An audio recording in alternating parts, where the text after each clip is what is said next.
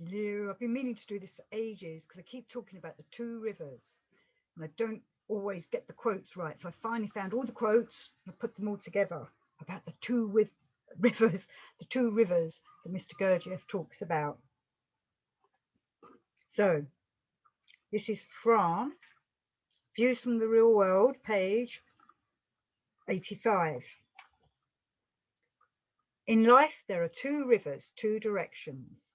In the first, the law is for the river, change page, for the river itself, not for the drops of water. We are drops. At one moment, a drop is at the surface, at another moment at the bottom. Suffering depends on its position. In the first river, suffering is completely useless because it is accidental and unconscious. Parallel with this river is another river. In this other river, there is a different kind of suffering. The drop in the first river has the possibility of passing into the second. Today, the drop suffers because yesterday it did not suffer enough. Here, the law of retribution operates. The drop can also suffer in advance. Sooner or later, everything is paid for. For the cosmos, there is no time. Suffering can be voluntary, and only voluntary suffering has value. One may suffer simply because one is unhappy, or one may suffer for yesterday and to prepare for tomorrow.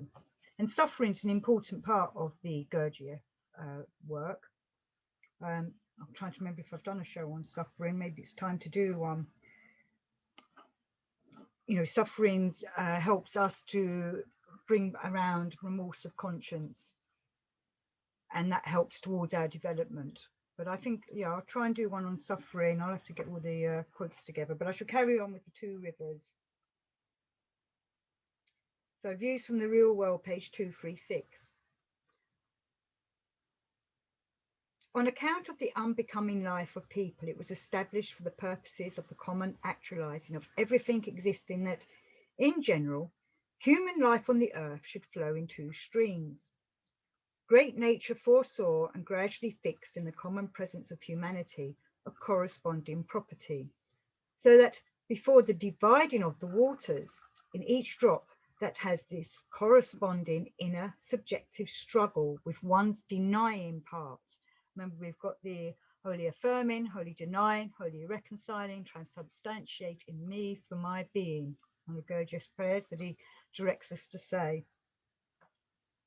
Right then, so struggling with one's denying part, there might arise that something thanks to which certain properties are acquired which give the possibility at the place of the branching of the waters of life of entering one or the other stream. Thus, there are two directions in the life of humanity, active and passive. These two currents continually meet, but they never mix. The life of all ordinary men taken together can be thought of as one of these rivers in which each life, whether of a man or of any other living being, is represented by a drop. And the river itself is a link in the cosmic chain. The river flows in a definite direction. The changes of position, movement, and direction of the drops are completely accidental. But the drop has, in principle, a possibility of escaping from this general current and jumping across to the other stream. For this, the drop must know how to make use of accidental shocks and of the momentum of the whole river, so as to come to the surface and be closer to the bank at those places where it is easier to jump across. So we are looking for them bends in the river, or when the banks are a bit lower, for us to jump across into the next river, because that's the river that's the active one, the one that we want to be going along, so that we're developing ourselves.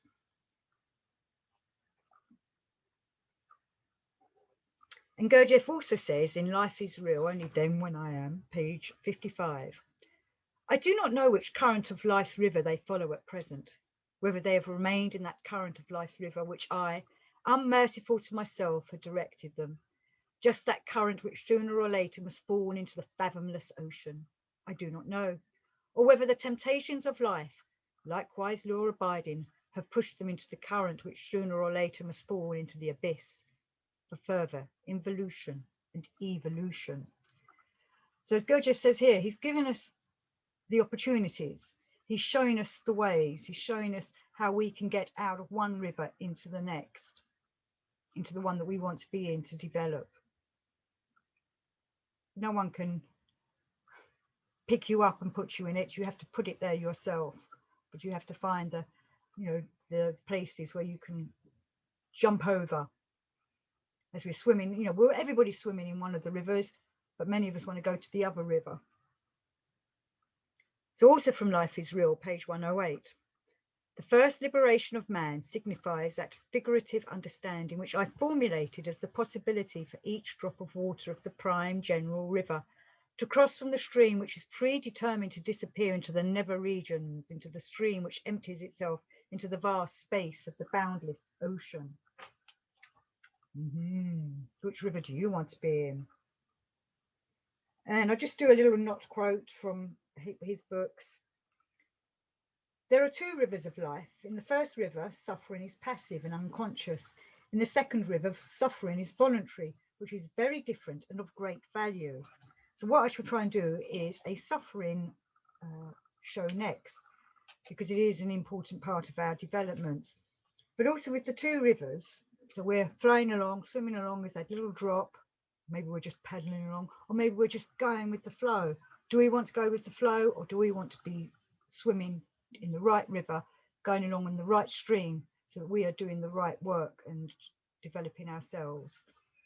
So good luck with swimming, everybody. You can do any swimming stroke, lucky paddle, stroke, front crawl, whatever, backstroke, as long as you're in the right stream, or, you know, make sure you're strong enough to get out of the one river to get into the right river.